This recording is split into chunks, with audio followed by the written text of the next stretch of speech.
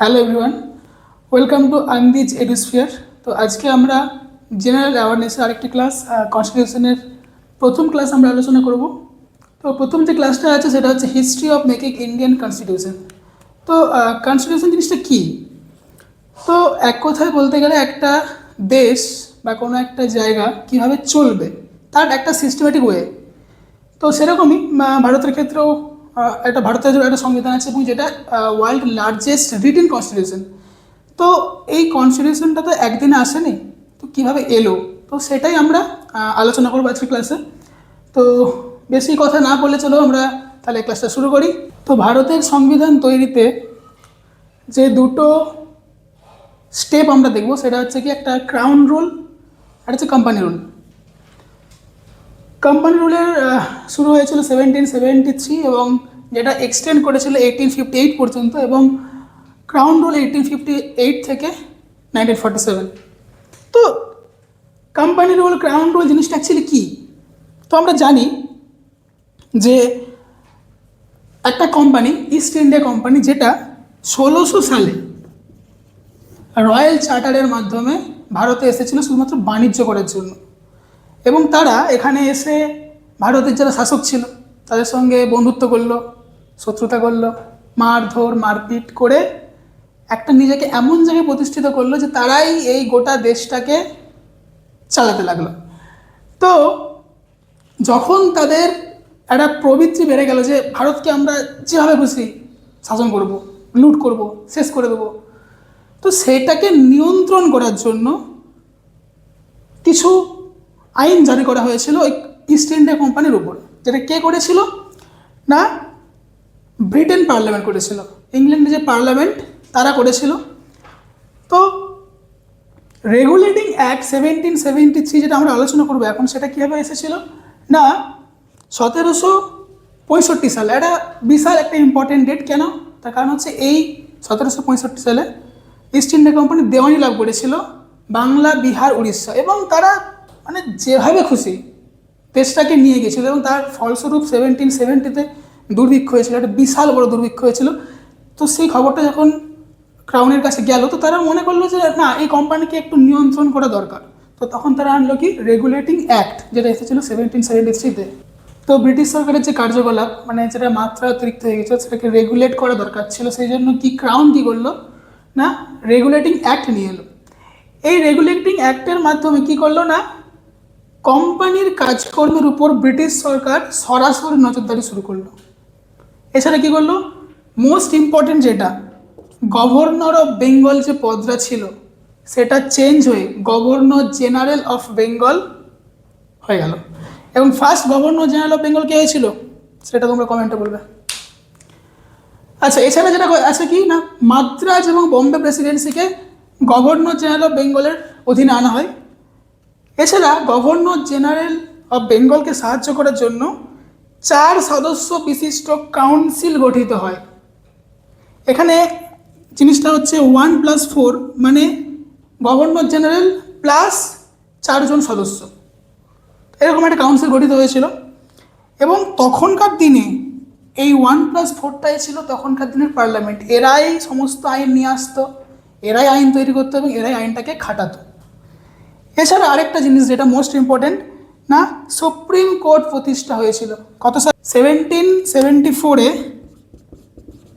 Supreme court প্রতিষ্ঠা হয়েছিল। কোথায় না কলকাতাতে, একজন প্রধান বিচারপতি এবং 3 জন অন্যান্য সহকারী বিচারপতি নিয়ে। তো তোমাদের জন্য কোয়েশ্চেন এটা যে ফার্স্ট প্রধান বিচারপতি চিফ জাস্টিস কে ছিলেন। এছাড়া কী করা যায় রেগুলেটরি অ্যাক্টের মধ্যে না কোম্পানির কর্মচারীদের ব্যক্তিগত ব্যবসা এবং স্থানীয় মানুষদের কাছ থেকে ঘুষ নেওয়া নিষিদ্ধ করা হয়েছিল। এটাই হলো রেগুলেটিং অ্যাক্ট। এরপরে আরও কিছু অ্যাক্ট এসেছিল, তার মধ্যে ইম্পর্টেন্ট নয়, তোমার মধ্যে জেনে রাখতে হবে কি না 1781-এর অ্যামেন্ডিং অ্যাক্ট। অ্যামেন্ডিং অ্যাক্ট জিনিসটা কি না রেগুলেটিং অ্যাক্ট তো পুরোপুরিভাবে প্রযোজ্য ছিল না। কেন ছিল না? তার কারণ হচ্ছে কি না গভর্নর জেনারেল অফ বেঙ্গল এবং সুপ্রিম কোর্ট দুজনেরই পাওয়ার আছে, দুজনেই সর্বে পাওয়ারে, কিন্তু এদের মধ্যে তো একটা লিমিটেশন থাকা দরকার, কে কোথায় কাজ করবে। তো সেই যে কিছু কিছু ভুল, কিছু কিছু ত্রুটি, সেটা সংশোধনের জন্য কী করা হয়েছিল, অ্যামেন্ডিং অ্যাক্ট নিয়ে আসা হয়েছিল, এবং এই অ্যামেন্ডিং অ্যাক্টের মাধ্যমেই ওই ত্রুটিগুলোকে সংশোধন করা হয়েছিল, যার মাধ্যমে আমরা বলতেই পারি যে গভর্নর জেনারেল এবং সুপ্রিম কোর্টের যে দ্বন্দ্ব, এটা এই অ্যাক্ট মিটিয়েছিল। এছাড়া কি না, রাজস্ব যে আদায়, কার কাছ থেকে রাজস্ব আদায় করবে, সেটা সুপ্রিম কোর্টের এখতিয়ার থেকে বাইরে রাখা যায়, সুপ্রিম কোর্ট ওদের কোনো নাক গলাতে পারবে না। এরপরে most important act 1784 পিটস India act. তো ইংল্যান্ডের সবথেকে ইয়ংগেস্ট প্রাইম মিনিস্টার উইলিয়াম পিট। তো উইলিয়াম পিট কী করলো, সে যখন প্রথম প্রাইম মিনিস্টার হলো, সে ইস্ট ইন্ডিয়া কোম্পানিকে বললো কি, যে তোমরা একটা কথা বলো, তোমরা এখান থেকে ভারতে গেছো, তার মানে তোমরা যে জায়গাগুলো দখল করে রেখেছো ওগুলো কার আন্ডারে থাকা উচিত? অবশ্যই সেটা ক্রাউনের আন্ডারে থাকবে। সেই জন্য ইস্ট ইন্ডিয়া কোম্পানি আমাদের ভারতবর্ষে যে জায়গাগুলোকে দখল করে রেখেছিল সেগুলোকে বলা হতো কি না, ব্রিটিশ পজিশনস ইন ইন্ডিয়া। এছাড়া কোম্পানির যে বাণিজ্যিক এবং রাজনৈতিক যে ক্রিয়াকলাপ, সেটাকে আলাদা করেছিল এই পিটস ইন্ডিয়া অ্যাক্ট। এবং বোর্ড অফ কন্ট্রোল গঠিত হয়েছিল রাজনৈতিক কাজকর্ম নিয়ন্ত্রণ করার জন্য, এবং সেখানে মেম্বার কতজন ছিল? 6 জন। এবং বাণিজ্যিক কার্যকলাপের জন্য কী করা হয়েছিল না, কোর্ট অফ ডিরেক্টরস। এরপরে যে একটা আসছে সেটা হচ্ছে 1786 অ্যাক্ট, যেটা আনা হয়েছিল লর্ড কর্নওয়ালিসের জন্য স্পেশালি। তার কারণ আমরা জানি যে 1781 যখন আমেরিকা স্বাধীন হয়ে গেল পুরোপুরিভাবে, তো সেই সময় লর্ড কর্নওয়ালিস সেখানে ছিল সুপ্রিম কমান্ডার ব্রিটেনের। তো সে যখন সেখানে হেরে গেল, তখন ওখানে ইংল্যান্ডের ক্রাউন বলল, ঠিক আছে তোমাকে আমরা ভারতে পাঠাচ্ছি গভর্নর জেনারেল হিসাবে, তো তুমি যাও। তখন সে কি বললো যে হ্যাঁ আমি যেতে পারি একটা শর্তে। কি শর্ত সেটা? না, এই যে কাউন্সিলটা আছে, এই কাউন্সিলের যদি কোনো নীতি নির্ধারণ করার ব্যাপার যদি আমার মনে হয় যে ওটা ঠিক হচ্ছে না, তখন কিন্তু সেটাই বাতিল করতে বাধ্য হব, এই শর্তে আমি যেতে পারি। তো তখন ক্রাউন বলে ঠিক আছে তাই হোক। সেই জন্য লর্ড কর্নওয়ালিসকে কমান্ডার ইন চিফ হিসেবে পাঠানো হলো। এরপরে আরও বিভিন্ন বহু সাল গেল। তো 1793-তে একটা অ্যাক্ট আনা হলো, চার্টার অ্যাক্ট। এই চার্টার অ্যাক্টের মাধ্যমে ইস্ট ইন্ডিয়া কোম্পানির যে মনোপলি অফ ট্রেড, মানে একচেটিয়া বাণিজ্য, এটা আরও 20 বছরের জন্য এক্সটেন্ড হয়ে গেল। এবং আরও বলা হলো যে এই যে বোর্ড অফ কন্ট্রোল যারা আছে, যারা ওইখানের যে রাজনৈতিক কার্যকলাপগুলোকে নিয়ন্ত্রণ করে, সে বেতনটা কিন্তু আসবে ভারতে যে রাজস্বটা আদায় হচ্ছে সেখান থেকে। এবং গভর্নর জেনারেল যে আছে তাকে কাউন্সিলে যে কোনো সিদ্ধান্ত বাতিল করার ক্ষমতা দেওয়া হলো। এর আরও 20 বছর পর আরও একটা চার্টার অ্যাক্ট আসে, সেটা হচ্ছে 1813-এর চার্টার অ্যাক্ট। তাহলে আমরা দেখলাম কি না 1793-তে চার্টার অ্যাক্ট এসেছিলো। তো তার আরও 20 বছর পর আরেকটা চার্টার অ্যাক্ট হলো 1813। তো 1813-এর চার্টার অ্যাক্ট আলোচনা করার আগে আমরা একটা বিষয় ক্লিয়ার করতে চাই যে আমাদের অফলাইন ব্যাচ কিন্তু খুব শীঘ্রই স্টার্ট হবে, যেটা ন্যাশনাল বয়েজ ক্লাব ঘাটাল। তো সেখানে শুরু হতে চলেছে খুব শীঘ্রই। সেই জন্য তোমরা যদি কেউ আগ্রহী থাকো অফলাইন ব্যাচে ক্লাস করার জন্য, তো নিচের দেওয়া যে নাম্বারগুলো আছে সেখানে তোমরা কন্ট্যাক্ট করতে পারো। এবং আমাদের যে এই যে নোটস যেটা আমরা এখানে লিখেছি, তো সেটা তোমরা যদি নিতে চাও তো আমাদের টেলিগ্রাম গ্রুপ আছে, একটা টেলিগ্রাম গ্রুপের লিঙ্ক দেওয়া আছে ডিসক্রিপশানে, তো সেখান থেকে তোমরা ডাউনলোড কিন্তু করে নিতে পারো। তো চার্টার অ্যাক্ট 1813, তা আমরা জানি 1793-তে 20 বছরের জন্য ওরা মনোপলিটাকে এক্সটেন্ড করেছিল। তো তখন সেখানে কেবলমাত্র কি না ইস্ট ইন্ডিয়া কোম্পানি বাণিজ্য করতে পারত এবং বিভিন্ন বিষয় নিয়ে, কিন্তু এইখানে শুধুমাত্র চা এবং চীন দেশের সাথে বাণিজ্য করা ছাড়া বাকি সব একচেটিয়া বাণিজ্যের অধিকার কিন্তু কেড়ে নেওয়া হয়েছিল। এবং অন্যান্য যে ব্রিটিশ বণিকরা আছে তাদের জন্য ভারতের বাজারকে খুলে দেওয়া হয়েছিল। এবং এইটা মোস্ট ইম্পর্টেন্ট, শিক্ষা প্রসারে বছরে 1,00,000 টাকা বরাদ্দ করা হয়েছিল। এবং যারা খ্রিস্টান মিশনারি ছিল, যারা ধর্ম প্রচার করত, তাদেরকে অনুমতি দেওয়া হলো কি না, তোমরা ভারতে যাও এবং সেখানে ধর্ম প্রচার করো। এরপর আরেকটা চার্টার অ্যাক্ট, 1833 চার্টার অ্যাক্ট। এটা ছিল ফাইনাল স্টেজ সেন্ট্রালাইজেশনের জন্য, যে কেন্দ্রীয়করণ, যে পুরো সিস্টেমটাকে কেন্দ্রীয়করণ করতে হবে, তার ফাইনাল স্টেজ ছিল এটা। এখানে একটা খুব গুরুত্বপূর্ণ চেঞ্জ করা হয়েছিল কি না, গভর্নর জেনারেল অফ বেঙ্গল, সেটা কি করা হয়েছিল না গভর্নর জেনারেল অফ ইন্ডিয়া। এবং first governor general of India কে ছিল না লর্ড উইলিয়াম বেন্টিঙ্ক। এবং এইখানে কোম্পানি কি করতো আগে, যে বাণিজ্যটাও দেখতো এবং সেখানে শাসন করে চালাতো। এখন পুরোপুরি বাণিজ্য বন্ধ, এখন শুধুমাত্র প্রশাসনিক একটা সংস্থায় পরিণত করা হয়েছিল কোম্পানিকে।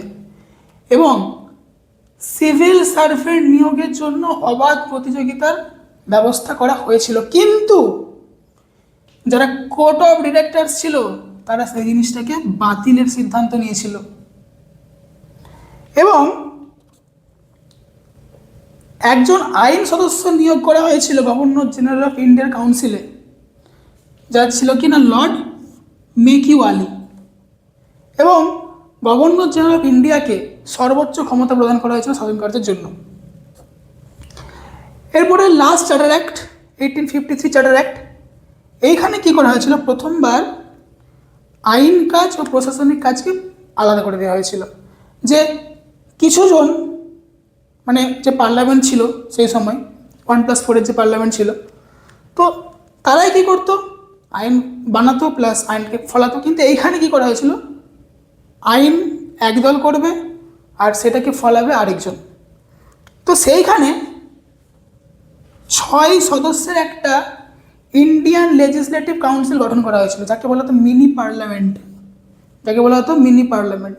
তার মানে কি, জিনিসটা আগে ছিল 1+4, এখন আরও 6 জন অ্যাড করা হলো। এই যে পুরো সিস্টেমটা, এটাকেই বলা হচ্ছে কি না পার্লামেন্ট, এটাই হচ্ছে পার্লামেন্ট। তখনকার দিনের পার্লামেন্ট এই করেনি।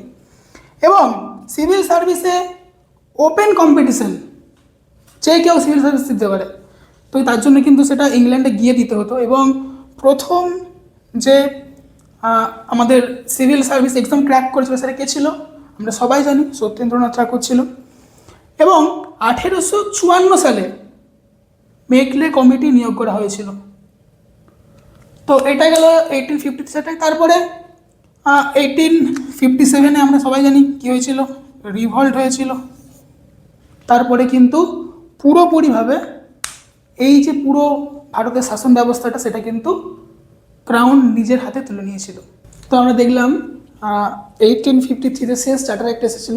তারপর 1857 সালের মহাবিদ্রোহের পর পুরোপুরি কোম্পানির থেকে ক্রাউনের হাতে কিন্তু ক্ষমতা হস্তান্তর হয়েছিল। তো ক্রাউন রুল আমরা আলোচনা করবো 1858 থেকে 1947। তো ক্রাউন রুলে যদি আমরা ক্রাউন রুল দেখি, তো এখানে বেশ কিছু অ্যাক্ট আনা হয়েছিল। তার মধ্যে government of India act, Indian council act এবং ইন্ডিয়ান ইন্ডিপেন্ডেন্স অ্যাক্ট সবগুলি গুরুত্বপূর্ণ। তো প্রথমে আমরা আলোচনা করবো গভর্নমেন্ট অফ ইন্ডিয়া অ্যাক্ট নিয়ে। তো 3টে গভর্নমেন্ট অফ ইন্ডিয়া অ্যাক্ট এসেছিল, কি কি না 1858 সালের গভর্নমেন্ট অফ ইন্ডিয়া অ্যাক্ট, 1919 সালের গভর্নমেন্ট অফ ইন্ডিয়া এবং 1935 সালের গভর্নমেন্ট অফ ইন্ডিয়া অ্যাক্ট। তো আমরা আলোচনা করবো গভর্নমেন্ট অফ ইন্ডিয়া অ্যাক্ট 1858 নিয়ে। কি না এই গভর্নমেন্ট অফ ইন্ডিয়া অ্যাক্টের মাধ্যমে সরাসরি কি হয়েছিল না ব্রিটিশ রাজের হাতে ক্ষমতা হস্তান্তরিত হয়েছিল। এছাড়া আমরা যদি দেখি না ভারতের গভর্নর জেনারেল পদ পরিবর্তিত হয়ে ভাইসরয় পদ সৃষ্টি হয়েছিল, যেটা কি ছিল, যেটা ছিল সেকেন্ড রয়্যাল টু ক্রাউন। এবং লন্ডনে আরেকটা নতুন পদ সৃষ্টি করা হয়েছিল, যার কাউন্সিলে 15 জন মেম্বার থাকতো, যেটাকে আমরা কি বলি সেক্রেটারি পদ বা ভারত সচিব পদ। এবং বোর্ড অফ কন্ট্রোল যেটা ছিল এবং বাণিজ্যিক কার্যকলাপ নিয়ন্ত্রণ করার জন্য যে কোর্ট অফ ডিরেক্টর ছিল, সেই পদটা কিন্তু অবলুপ্ত হয়ে গেছিল। এরপরে আমরা আলোচনা করবো গভর্নমেন্ট অফ ইন্ডিয়া অ্যাক্ট 1919 নিয়ে। এটাকে আমরা আরেকটা নামেও চিনি, যেটাকে বলে মন্টেগু চেমসফোর্ড রিফর্মস। তার মধ্যে মন্টেগু ছিল ভারত সচিব এবং চেমসফোর্ড ছিল ভাইসরয়। এখানে কেন্দ্রীয় আইনসভাকে বাইক্যামেরাল করা হয়েছিল, মানে দ্বিকক্ষ বিশিষ্ট করেছিল, আপার হাউস লোয়ার হাউস। এবং আচ্ছা, আপার হাউস লোয়ার হাউস কি, এটা আমরা পরবর্তীকালে আলোচনা করবো, ইন ডিটেলস আলোচনা করবো। এবং 1926 সালে এই গভর্নমেন্ট অফ ইন্ডিয়া অ্যাক্টের মাধ্যমে কিন্তু পিএসসি কিন্তু গঠন করা হয়েছিল। তো পিএসসির কথা গুরুত্বপূর্ণ একটা কথা মনে পড়লো, যে পিএসসি মিসলেনিয়াস কিন্তু ফর্ম ফিল আপ চলছে, শুরু হয়েছে, 1 সপ্তাহ হলো হয়েছে। তো প্রত্যেকে কিন্তু ফর্মটা ফিল আপ করবে। আচ্ছা, এছাড়া কী করা হয়েছিল না, কেন্দ্রীয় বাজেট থেকে প্রাদেশিক বাজেটকে কিন্তু আলাদা করা হয়েছিল। এবং এই আইনের উপর ভিত্তি করেই 1927 সালে কি না সাইমন কমিশন গঠন করা হয়েছিল। এবং 1919 সালে রাওলাট অ্যাক্ট আনা হয়েছিল। এই রাওলাট অ্যাক্টের মাধ্যমে কি করা হয়েছিল আমরা সবাই জানি, যে জালিয়ানওয়ালাবাগের যে হত্যাকাণ্ড সেটা কিন্তু ঘটেছিল। তো আমরা যদি দেখি last government of India act 1935, যেটাকে কিন্তু মিনি কনস্টিটিউশন বলা হয়। কেন বলা হয়? তার কারণ হচ্ছে ভারতের যে সংবিধান রচনা হয়েছিল তার বেশিরভাগটা কিন্তু এখান থেকে অ্যাডপ্ট করা হয়েছিল। এবং এখানে প্রাদেশিক স্বায়ত্ত শাসনটা চালু হয়েছিল এবং দ্বৈত শাসন ব্যবস্থা তুলে দেওয়া হয়েছিল, সেটা কিন্তু প্রাদেশিক সরকারের ক্ষেত্রে। এবং কেন্দ্রীয় শাসন ব্যবস্থায় কিন্তু ডায়ার্কি আনার একটা প্রচেষ্টা চলছিল, কিন্তু সেটা কিন্তু সফল হয়নি। তো ডায়ার্কি সিস্টেমটা কি সেটা আমরা পরে আলোচনা করব। তো এখন জাস্ট পয়েন্টটা জেনে রাখো। এবং ফেডারেল সিস্টেমে কিন্তু ইন্ট্রোডিউসড হয়েছিল। ফেডারেল সিস্টেমটা কি? একই জিনিস, যে কিছু ক্ষমতা থাকবে কেন্দ্র সরকারের উপরে, কিছুটা থাকবে স্টেটের উপরে এবং কিছুটা যৌথ। একটু আমরা ডিটেলস আলোচনা করব। এছাড়া আরেকটা গুরুত্বপূর্ণ জিনিস ছিল কি না, ব্যাকওয়ার্ড ক্লাস যারা আছে, পিছিয়ে পড়া শ্রেণী, উইমেন এবং যারা লেবার কাস্ট, তাদের জন্য কিন্তু পৃথক নির্বাচন মণ্ডলী গঠন করা হয়েছিল। এবং এই আইনের সুপারিশে কিন্তু আরবিআই ফর্ম করা হয়েছিল, রিজার্ভ ব্যাঙ্ক অফ ইন্ডিয়া। এবং আমরা যদি দেখি এই এমার্জেন্সি টার্ম, এটাও কিন্তু ফার্স্ট ইন্ট্রোডিউসড এই গভর্নমেন্ট অফ ইন্ডিয়া অ্যাক্ট 1935 কিন্তু করা হয়েছিল। তো এরপর আমরা আলোচনা করবো ইন্ডিয়ান কাউন্সিল অ্যাক্ট নিয়ে। 3টে কাউন্সিল অ্যাক্ট আনা হয়েছিল, 1861, 1892 এবং 1909। তো আমরা দেখতেই পাচ্ছি ফার্স্ট ইন্ডিয়ান কাউন্সিল অ্যাক্ট 1861, এখানে কিন্তু 3টে নতুন পরিষদ গঠন করা হয়েছিল। কি কি না, বম্বে, নর্থ ওয়েস্ট ফ্রন্টিয়ার এবং পাঞ্জাব, এই 3টে কিন্তু নতুন পরিষদ গঠন করা হয়েছিল। এছাড়া এখানে পোর্টফোলিও ব্যবস্থা চালু করা হয়েছিল, পোর্টফোলিও ব্যবস্থা।